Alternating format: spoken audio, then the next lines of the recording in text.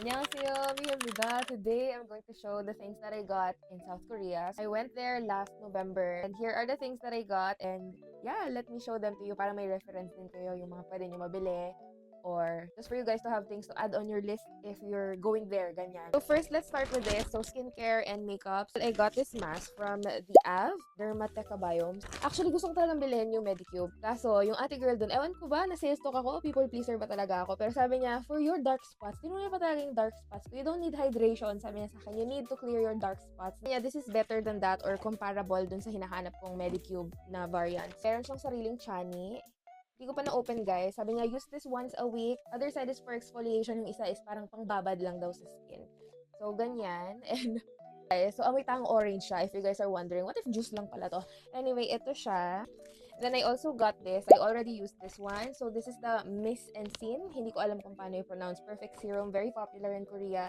And I got the original variant. So, if you have high porosity hair and you also blow dry your hair, medyo basa pa yung hair ninyo, lagay nyo to like 1 to 2 pumps all over your hair and then blow dry. Your hair is gonna stay smooth the whole day. Ang tipid niyang gamitin nyo, guys, basta't yung tamang variant according to your hair porosity.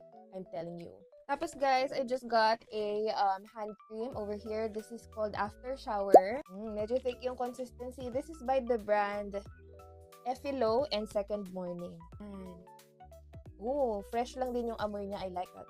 This one naman is from the SEM. This is a concealer that I really trust. Shade ko is 1.5 for concealing. And then for my under eyes or for my dark spots, I'm in the shade Peach Beige. Also got myself a tint. This is called Blending Tea Collection. Ang shade niya is number 5. Ayan.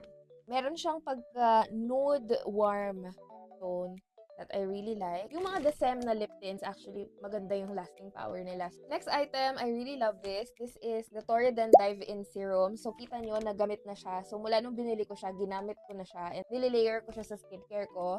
I also put some on my lips before I apply a thick occlusive product, like a thick balm or petroleum jelly or papaw or whatever. That's just make sure that your lips are hydrated. So, ang ganda nito, guys. It's gentle. It doesn't break you out. And if you're an acne-prone, sensitive skin girl, you're gonna love this one. If you love Laneige Lip Sleeping Mask, meron silang parang ganitong version na tube. This is in the shade Cinnamon Sugar. Sobrang kamukha lang siya ng lips ko na parang bang clear lang yung nilagay ko. Ang nakakatuwa dito, guys, ganyan siya. Parang donut yung tip niya. Ang sarap niyang i-apply sa lips and ganito siya. Yan. I don't advise to use this at night kasi meron siyang tint so baka dumikit sa mga punda nyo. So, aware lang kayo doon. Next naman is a nail cutter. Ayan. So, part lang din to ng souvenirs namin and I just kept one for myself. Ayan. Cute niya. Naka-handbook siya. Also, another lip tint from Roman in, ano pangalan nito? This is in Dotori, number 22. Ito yung shade niya. Naswatch ko na kasi nakat yung video. Deep siya ng onte. Pang inner talaga siya. Like, pang gradient. Ayan. So, this is it. So, sa Myeongdong, there's this shop na pwede ka mag-DIY ng bag tags mo. It's called Wapen House. Wapen in Kapampangan is oo nga. So, this is what I did. Alam ko pwede naman itong gawin dito sa Pilipinas, pero iba lang yung feeling pag ginawa mo sa ibang bansa. It's a vibe, you know, and it's something that I can put on my luggage para hindi din ako malito kung may kamukha ako sa carousel, you know. So, yan. Naman is this gacha, and hindi mo alam yung makukuha mo, diba? But I'm really happy I got this. So, it's a Maltese. Para siyang whipped cream, gawa sa whipped cream na meron siyang cherry on top, cherry on... Ano ba? Ilapit ko sa inyo. You know, natutulog siya and it literally looks like my dog. Si Einstein, my love. Ayan siya. Tapos guys, sa Songsu, di ba maraming pop-ups doon? So, ang ginawa namin, nag-participate lang kami, pumila lang kami saglit. And then, magdodraw ka ng prize. So, ito yung nakuha ko. It's a little AirPod bag. So small and tiny na pwede mo ring isabit sa bag mo, pang anik-anik. And ang bait ng staff, kasi usually pag mga lines ng pop-ups, dapat naka-ano ka, dapat naka-register ka, may number ka.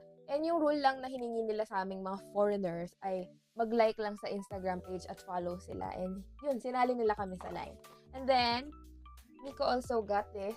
Ito naman yung kanya, I think samplers to ng TLs. Ooh, tiny samples talaga. Oh my gosh, mas gusto ko pa to. Ito yung essence na pinatest sa amin. Meron din yung ceramide cream na black bean.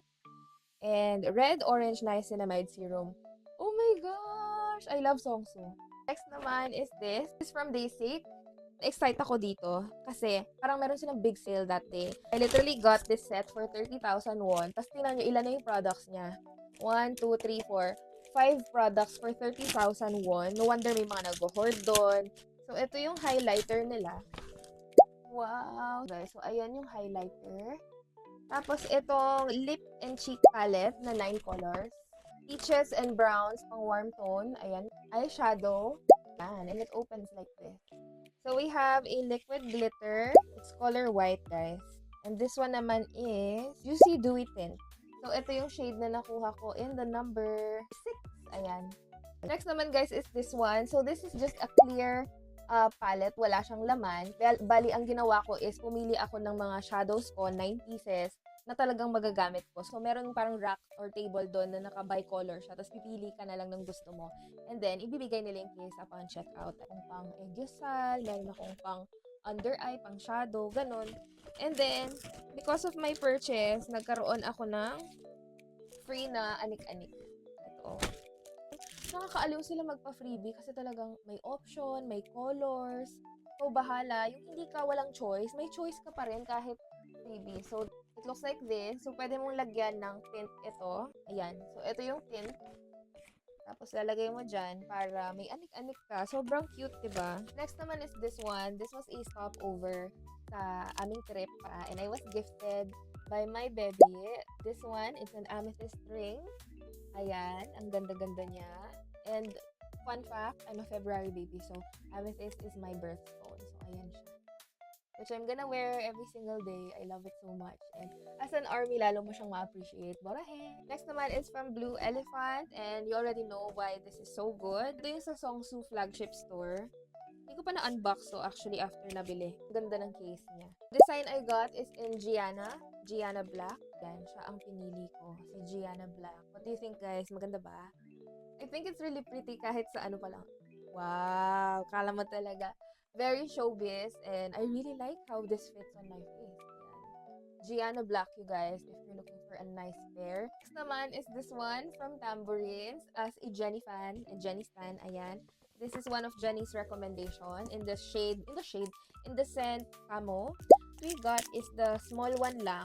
Very easy to bring during travels. And honestly, ako pag nagta-travel, mas gusto ko yung mayroon akong scent na mabilis sa country or sa place para maalala mo siya every time na sinispray mo. That's what I did in Japan. And for the past years, pag naamoy ko yun, it reminds me of the place. It looks like this. Sobrang cute. Nandito yung pangalan niya. Ang liit lang niya, pero ang bango-bango. Like, very unisex scent. And we got matching. Maganda yung bango-bango. Amoy powdery na fresh, na mayaman, na parang kala mo afford lahat ng bagay. I exactly like what I want to smell like. So good. I love this scent. So, last but not the least, doon sa Hyundai outlet, I got 2 pairs of shoes. And alam nyo ba na yung dalawang to, price lang siya ng isa. Kasi nga outlet nga, diba? So, swertihan lang din kung may size ka. Really fell in love with this pair. So, ganito yung design niya. Neutral color, which I know I will wear a lot. So, nasa parang beige gray looking siya. This is the New Balance 880. Ayan. Ang ganda niya. Here it is. Ayan, ang kanyang itsura. Sobrang pretty. Then this one naman, sa men's siya, pero nagustuhan ko yung design. Again, no fail, neutral color, but a little bit more edgier. Looks like this. This is called 410 V5. 410 V5. Ito yung itsura niya. So, very perfect for trips and travels kasi very comfy. Si New Balance. Tingnan nyo naman ang kulayan nila, diba? 2 different styles and very versatile at pwedeng isuot with pants, with skirt, with shorts, with formal outfits. And yeah, that's everything. I hope meron kayong napulot na something na bibili nyo sa list nyo when you visit Korea. And yeah, let me know what your favorite is. Yun lang.